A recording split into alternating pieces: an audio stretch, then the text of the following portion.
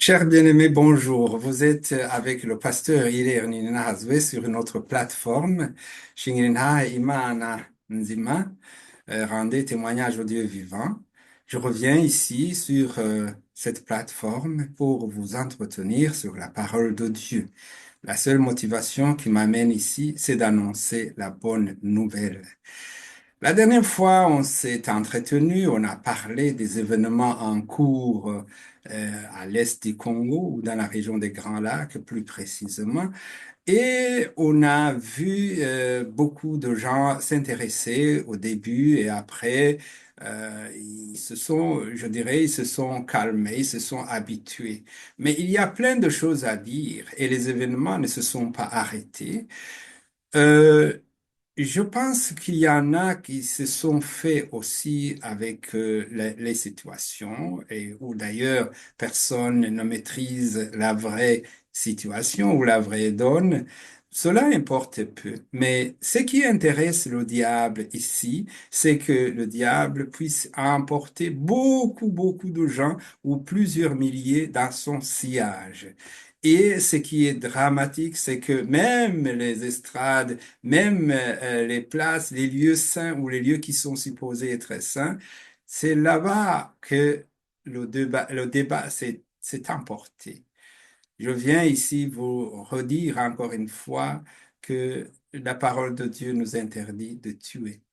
La parole de Dieu nous dit euh, que la vie, c'est d'ailleurs même dans plusieurs constitutions des pays, la vie d'une personne est inaliénable.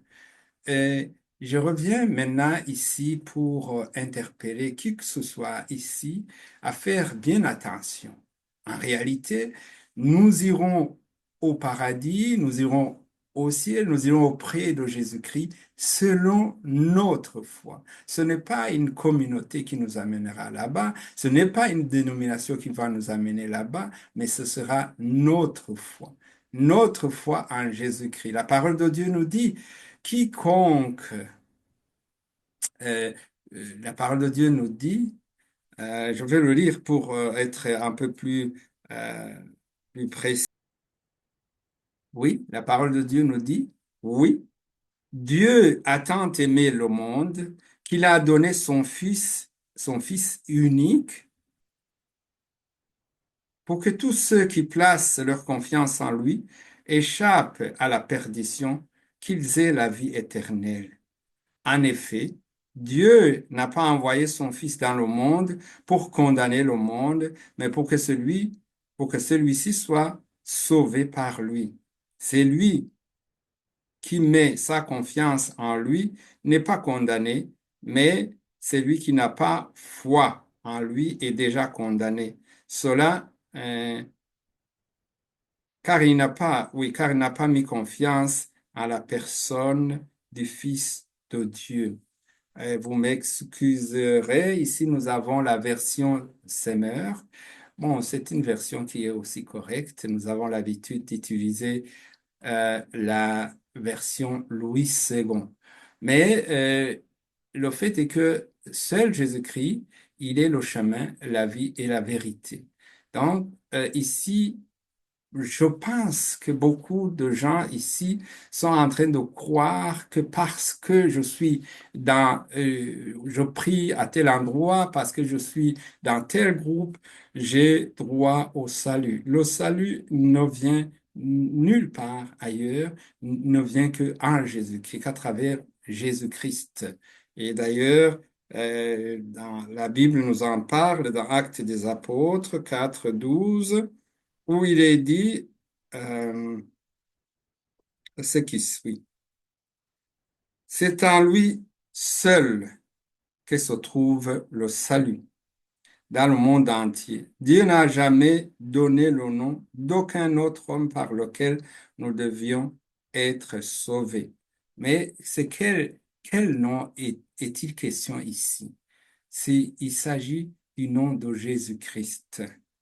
Donc, c'est lui qui est interprété comme la pierre rejetée par les constructeurs, qui est devenue la pierre principale, la pierre de l'angle. Oui, nous vivons des temps de la fin. Nous vivons des temps de la fin que Jésus-Christ a annoncé à plusieurs reprises et qui ont été aussi racontés par ses disciples, notamment Matthieu et Luc. Matthieu en parle dans le livre qu'il a écrit au chapitre 24. Il parle des événements qui précéderont son avènement, son retour.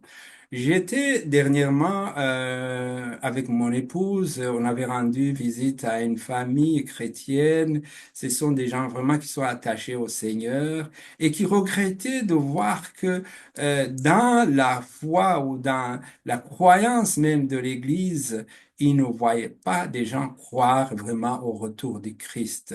Si vous ne croyez pas au retour du Christ, vous êtes vraiment des perdants. Parce que Jésus revient, Maranatha. Jésus revient bientôt. Et comment reviendra-t-il? L'étape suivante que nous attendons aujourd'hui, c'est que l'Église l'Église universelle, l'Église sera enlevée. Ce ne sera pas l'Église baptiste, l'Église pentecôtiste, l'Église Nzambe Malamu ou l'Église ADPR ou l'Église adventiste. Non, ce sera une Église de ceux qui sont vraiment sauvés. Et et beaucoup vont rester. Beaucoup vont rester qui se trouvent dans ces communautés, dans ces congrégations, parce que ils n'ont pas reçu le Seigneur Jésus-Christ, ou alors ils l'ont reçu et ils ont, je dirais, trahi. Et je ne suis pas de ceux qui pensent que lorsque on est sauvé, ok, c'est parti, on peut pécher comme on veut. Non, Jésus ne nous a pas dit ça. Et nous attendons l'enlèvement de l'Église. Nous attendons l'enlèvement de l'Église et, et nous attendons aussi le retour du Christ qui n'arrivera pas au même moment, mais qui va revenir. Nous attendons alors la résurrection de ceux qui seront morts en Christ. Je crois que ceci ne devrait pas être euh, un secret à quelqu'un, mais beaucoup veulent ne pas écouter ça, ne veulent pas écouter ça parce que, oui, parce que ça fait parfois mal. On ne se trouve pas assez préparé et on n'a pas envie surtout de se laisser aller. Ce que j'observe aujourd'hui, et je pense que je ne suis pas le seul, il y a une sorte de rassemblement, le rassemblement des gens du monde qui font connexion avec ceux qui ne connaissent pas Dieu ou ceux qui l'ont renié. Ils ont introduit des milliers de méthodes, de techniques pour, je dirais, comme appât pour les chrétiens. Et alors, ils sont là, ils sont attirés, ils vont faire la mode à l'église, ils vont faire toutes sortes de concours, de la musique, etc. Mais ils ont oublié Jésus-Christ, ils n'ont pas Jésus-Christ. Ici, en Allemagne, il y a eu la Deuxième Guerre mondiale, vous le savez, tout le monde le sait. Mais à un certain moment, l'Allemagne a décidé que il y allait y avoir une connexion directe avec l'Autriche. C'était un événement grandiose parce que l'Autriche et l'Allemagne n'avaient plus de séparation. Et j'ai l'impression que le monde et l'Église sont en train de faire la même chose. Pourquoi alors là où on invite tel pasteur, tel prédicateur, et c'est là où se trouvent même les... Ah, ok, on va pas insister sur là-bas, sur ça, mais ce que je veux dire, il faut revoir vos démarches. Si nous employons les mêmes méthodes que ceux du monde, quelle est alors la différence? C'est-à-dire que le prix ou la récompense sera la même. je prie à ces talentueux, je demande aux gens de talent, aux gens qui enseignent, qui annoncent la bonne nouvelle, de faire attention et de rester accroché à la parole de Dieu. Le diable, ce qu'il veut, il vient pour égorger, pour tuer, et c'est ça qu'il est en train de faire dans les églises. C'est ça qu'il est en train, il le fait aisément à l'extérieur de l'église.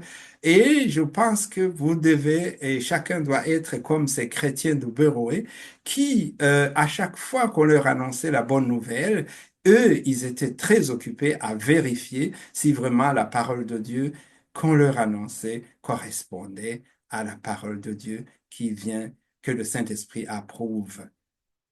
Je ne vois pas cette chose se faire. Je vois, j'entends beaucoup de gens donner des prophéties et faire des gymnastiques incroyables pour faire tomber même les élus. Le diable ne va pas venir avec les cornes, les fourchettes, les fourchettes à trois dents, comme me le disait notre frère en Kiswahili. Il dit qu'il a, dans son rêve, il était dans le coma trois semaines, et parmi ses rêves, il a vu le diable venir et piquer les gens avec une fourchette à trois dents. Mais oui, c'est ça qu'il a vu. Et je veux vous dire que en réalité, le diable se transforme en ange de lumière et il vient, il est là, il est tout sympa et il nous attire d'une certaine manière pour que nous puissions faire, marcher, adopter sa démarche. Je me rappelle une fois, on était à l'église, c'était ici à Bonn, à Bad Godesberg.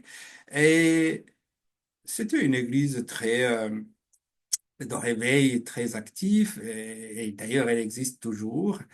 Et il y a eu une famille qui a demandé, une famille qui a demandé à ce qu'ils utilisent la cuisine, que pour à chaque fois les dimanches on puisse manger après le culte.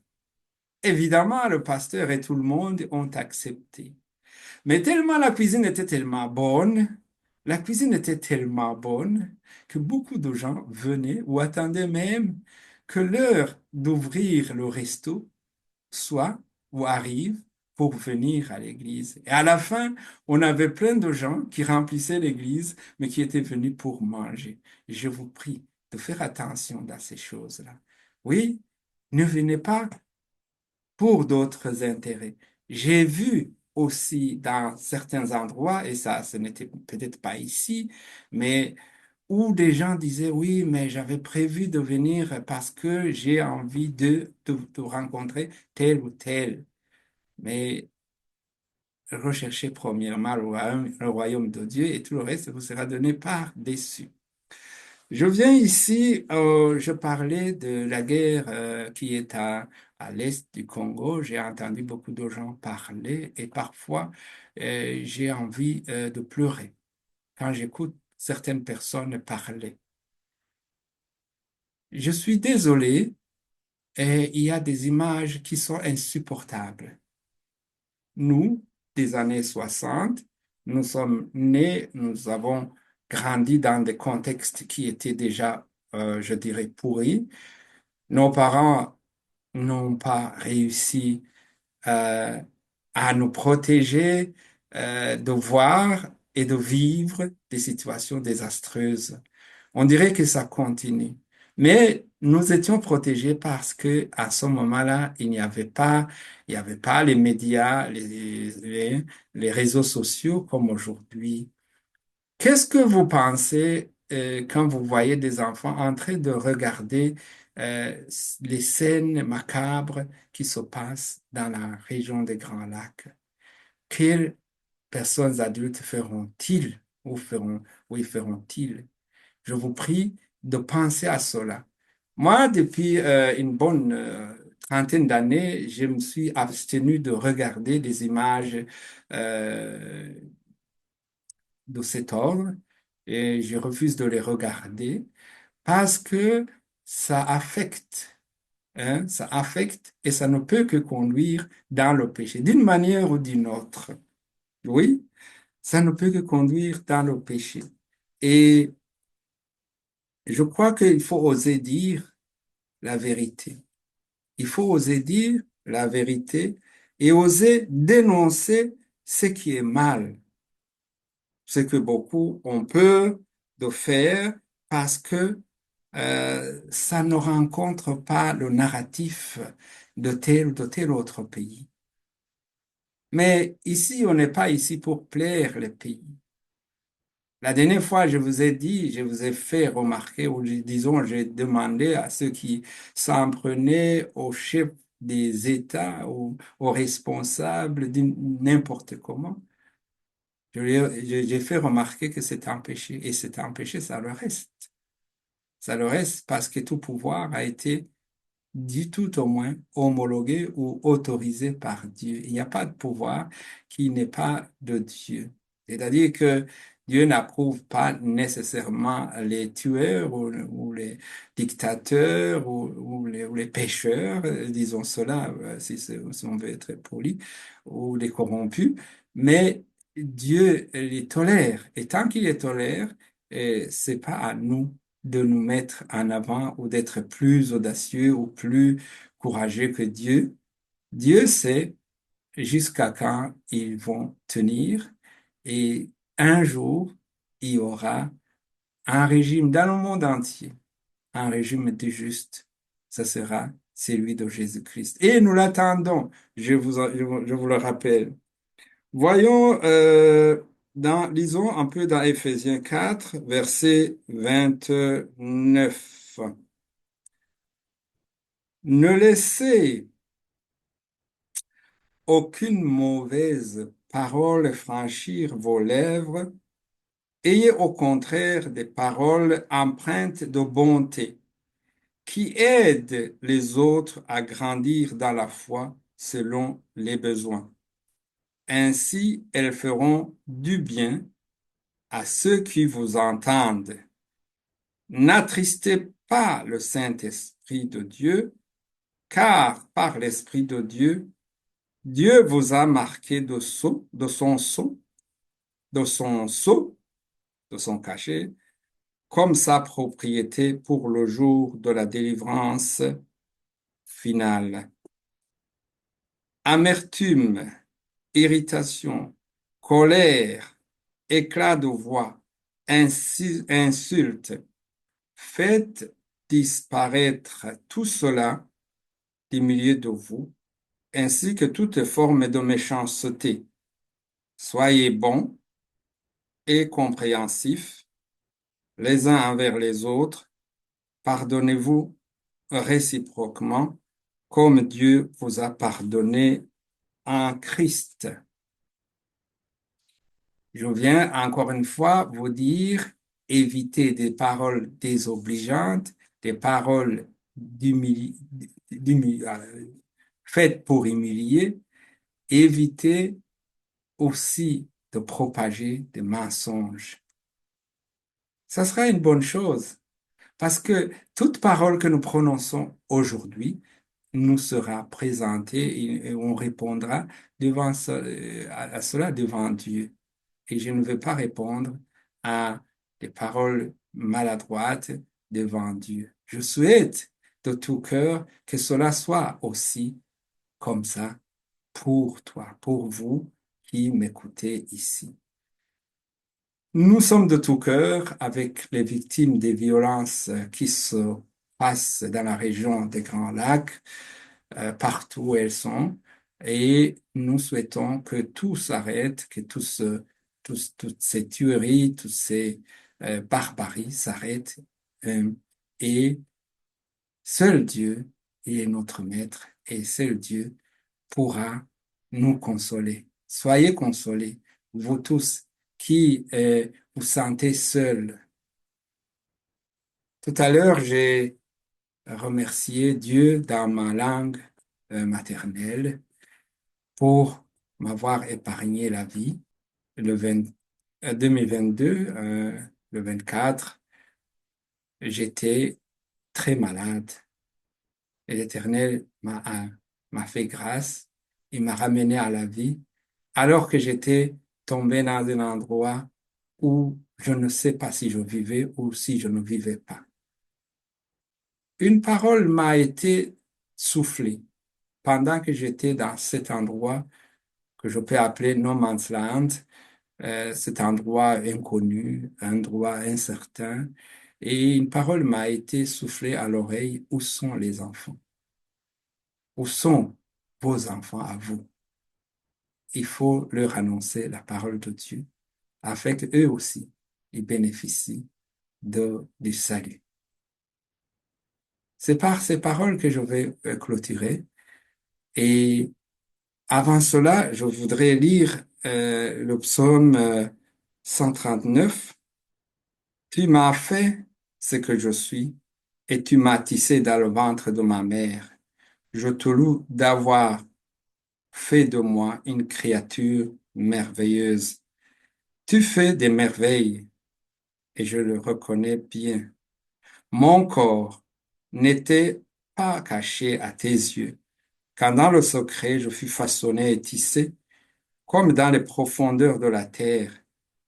Je n'étais encore qu'une masse informe, mais tu me voyais et dans ton registre se trouvaient déjà inscrits les jours que tu m'avais destinés, alors qu'aucun d'eux n'existait encore. Que personne ne se fasse des soucis. Dieu nous voit et c'est lui le maître de notre vie. Et ça, c'est un plaisir. C'est une raison de le louer.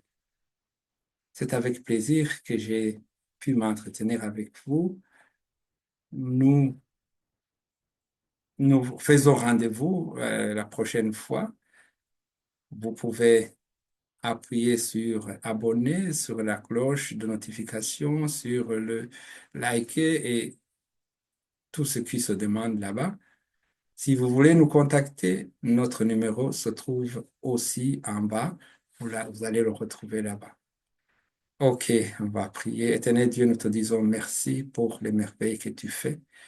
Nous te demandons, Éternel Dieu, de nous accorder la paix dans la région. Nous te demandons, Éternel Dieu, de nous accorder la foi qui nous sauve, afin que nous puissions bénéficier de la vie éternelle. Nous te demandons, Éternel Dieu, de nous faire comprendre ta volonté, afin que nous ne périssions pas par ignorance, comme la parole de Dieu nous dit que mon peuple périt par manque de connaissance. Nous ne voulons pas périr par manque de connaissance. Nous voulons avoir ta connaissance et nous te demandons, Éternel Dieu, de donner la sagesse aux dirigeants, aux personnes élevées en dignité, afin qu'ils fassent ta volonté. C'est au nom du Seigneur Jésus-Christ que je prie.